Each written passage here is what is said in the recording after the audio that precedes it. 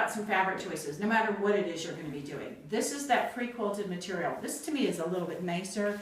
It's not your traditional quilted cotton fabric, so this would make a really cute box bag, a box, a lunch bag, any of these things. So these kinds of fabrics work really well with the template. So when you see something like this, you have to decide, do you care about that finished edge inside?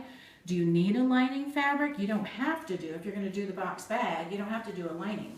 You can do the French seam if you're not familiar with that. It's right sides together, and then you turn, or wrong sides together, stitch, and then you turn right sides together and then stitch again. So you have a finished seam. Go look it up if you don't know. Again, there are great videos out there, or email me and I'll do a video on the French seam.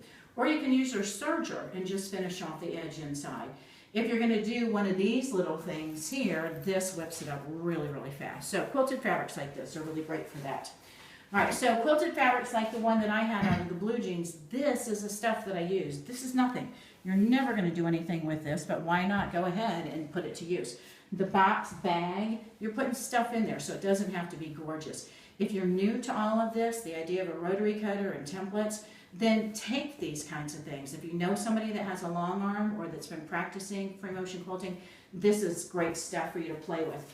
I always say don't throw it away, you can reuse it. Now this stuff I love, except that it sheds. That's the big issue. But imagine this, when you sew this together, this edge gives you that really cool look. So you don't need to do a lining on anything like this. So if you're doing the box bag, this makes a really soft bag.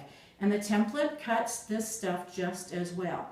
You're not going to do more than one layer with this because of all that bulk. But these would be some really cute projects. Imagine a crossbody bag with this, with that point that's coming off here out of this material with that lining. I think that would be really cool. And I think lots of little girls would love that too. All right, so the one that I used as my sample, that was done from these bags. Way back in the day, Martelli had a bunch of these bags that we used to put our mats in. And we had a whole bunch that stunk really, really bad. Well, I don't throw anything out. So this stuff is great. If you've got bags at home and this like that is on there, that's your lining, that's inside. That doesn't have to show on the outside. So you don't have to throw things away. And guess what? The straps are already made for you. So if you wanted to use something like this, it's a practical project, then the straps are already made, just cut those off and reuse those. So in the recycling class, I'm going to be doing a lot of stuff like that. Okay, so I want to talk about when we're doing a different size.